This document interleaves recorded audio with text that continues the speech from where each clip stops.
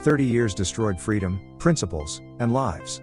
Through the process of time, our republic has slowly replaced these ideas with other forms of government. We went from the social compact and contractual theory to utilitarianism, absolute idealism, cronyism, and Marxism. Some even in the beginning questioned the theory of sovereignty by the people, stating, if founded on the principles of consent by the people, what if there is a form of original contract where the people can tacitly reserve the power of resisting the sovereignty when they find themselves aggrieved with that authority that they have voluntarily entrusted? It has also been said that even though sovereignty by consent is a great and honorable idea, it has almost never had place and almost never in its full extent, further suggesting that there must be some other foundation of government admitted. Living our lives as if we are actors on a stage, and all wearing masks is by no means a clear definition of the word person. We are being defined and have been for quite some time, by different authors, disciplines and cultures. Different of course according to time and place. Legal persons are nothing more than a concept, and the natural person is human. Legal persons are only used so that corporations, groups and entities can be recognized in the eyes of the law. This also gives rights to these corporations, groups and entities to exercise their rights, according to common law and the Constitution. Other than individuals within these corporations, groups and entities, they are not flesh and blood, and they do not have all the rights that the natural person has.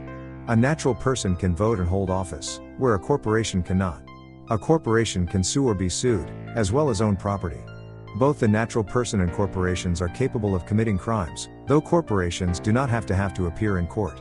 They are often represented by their attorney on behalf of the corporation instead. According to interpretation, a person is able to frame a picture of the world, formulate plans, and have the ability to act on those plans. The person in law and philosophy is closely related to citizenship, equality and liberty, which makes it quite controversial. Being a person is a responsibility, with rights, privileges, protections as well as liabilities. In some cases, the person is considered properties in probate, non-human entities, artificial intelligence, political and legal entities, corporations and sovereign states. The definition in some cases may even exclude some humans with mental impairments, and it already excludes pregnancy. Throughout time the judiciary has used excuses to avoiding the subject of the definition for a person.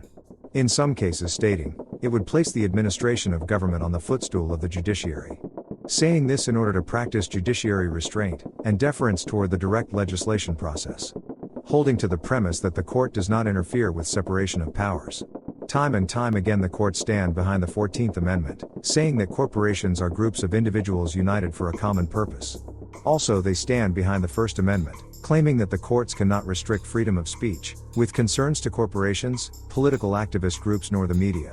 Furthermore, the courts are prohibited from taking property from corporations without due process and proper compensation, yet, can do this to the natural person. All of this as a result of the court's decision that a corporate charter is a contract, and the obligation of a contract cannot be impaired without violating the Constitution of the United States. In general usage, person is considered to be a human, but in statutory law a person can also be a firm, labor organization, partnerships, associations, corporations, legal representatives and trustees in both bankruptcy and receivers. Internationally, legal personality is a prerequisite for an international organization to sign international treaties in its own name. This is termed as juridical persons, and they become a personality when they are incorporated in accordance to law. The natural person becomes a legal person when the individual is born. Some contest that the person is not interpreted correctly at all according to the analysis of the concept. They believe that the person is directly connected to free will and is a description of human volition according to the individual's desire. Humans may want to do something, or may not want to do something. They may want or may not want a specific thing.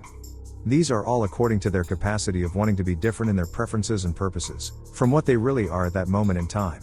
Animals also display these desires, but what separates them from humans is the ability of self-evaluation. This according to law is what defines a person, not because they are humans, but because rights and duties are attributed to them. This according to lawyers, is what defines the natural person. People who wish to subvert are not terrorists, and they do not wish to destroy bridges or buildings either. Most of them are politicians, diplomats, corporations, journalists, labor unions and lobbyists. With concerns to time, money and manpower, people that subvert government spend 15% on doing outward harm to society. 85% of their time is spent on subverting their target in the background, and behind closed doors. You cannot subvert anything that does not wish to be subverted. Call it subversion or corruption, but the misconception of the term is precisely why it is not even a moral crime in the United States, much less a crime at all. It is a two-way street, and the only way to subvert anyone or anything is if there is a target. Promises of peace and uncontrollable growth creates pacifism. This is to create the illusion that your enemy is not actually your enemy but a friend. This with the reduction of spending, trade, and financial aid. Then comes propaganda with a movement, and of course more economic aid to support the movement. Expansion of power and of economic control will begin with even more propaganda, which will result in protest, crimes and corruption in the media. Feeling isolation from the rest of the world, and losing confidence in alliances made with other countries will also happen. Soon propaganda about great achievements will begin, and humanitarian aid will be sent to show that the government gives support. If we are a true democracy and free society, it would be easy to understand that we, as a country, have many movements within our country. The moment that all these movements begin to move in the same direction, is the moment that some people would wish to catch hold of these movements and support them, until our society's structure collapses. When this happens, these people can create artificial bodies of non-elected officials. Introducing non-elected officials into our society's structure, and replacing the old elected body from before. This of course takes away the people's initiative and responsibility, replacing it with bureaucracy. Challenging social issues with concerns of rights versus obligation, resulting in less individual response. Promoting ignorance by manipulating, monopolizing and discrediting the media with horse-race journalism. Turning journalists into feeble-minded and mediocre snobs, without courage or competition. It is easier to survive that way. They are given the same wages eventually, because their performance does not matter. As long as they smile into the camera and do as they are told. Create a sense of alienation through urbanization, stealing land, and affecting population. Creating arguments between labor and society, by disrupting collective bargaining rights. Unions were originally established to create a better working environment and protect the rights of its workers. It eventually brought an end to natural exchange, and created an economy that is intertwined and interdependent.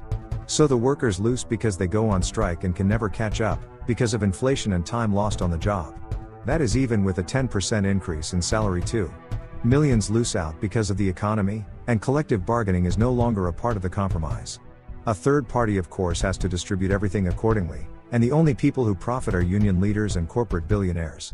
Antagonizing politicians on both sides of the aisle from within both to create disunity. Assaulting allies to further cause the sense of isolation. Through propaganda, mass media, and discrimination, a person's right to sell his own labor at his own free will is taken away. Instead of going according to our deeds, believing that what we do is important. We believe that we all should be treated the same. We build our society on that premise under the word equality, yet, equality cannot be legislated according to our own constitution. In the stages of destabilization, labor and employer relations is further radicalized. Legitimacy of demands placed on the worker are accepted. Without the initiative to fight, or participation in the decision-making process, on the part of the worker. If a bargaining process could be established during the destabilization process, more radicalization is used. Anything that is of value is subverted, until what is perceived is so distorted that the enemy is no longer seen as the enemy.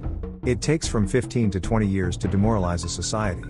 Destabilization is exactly what it sounds like, the destabilization of all relations, institutions and organizations. How do people do it? They let the people do it to themselves. Teaching children permissiveness and relativity, instead of what is pragmatic and important. The relationship between teacher and student is frustrated during the destabilization stages, because there can be no compromises. In society there are many tendencies going in the opposite direction from its basic morals, values and principles. Subversion's main purpose is to take advantage of these tendencies and capitalize on them. Usually through religion, education, social structures, power structures, labor relations and law enforcement.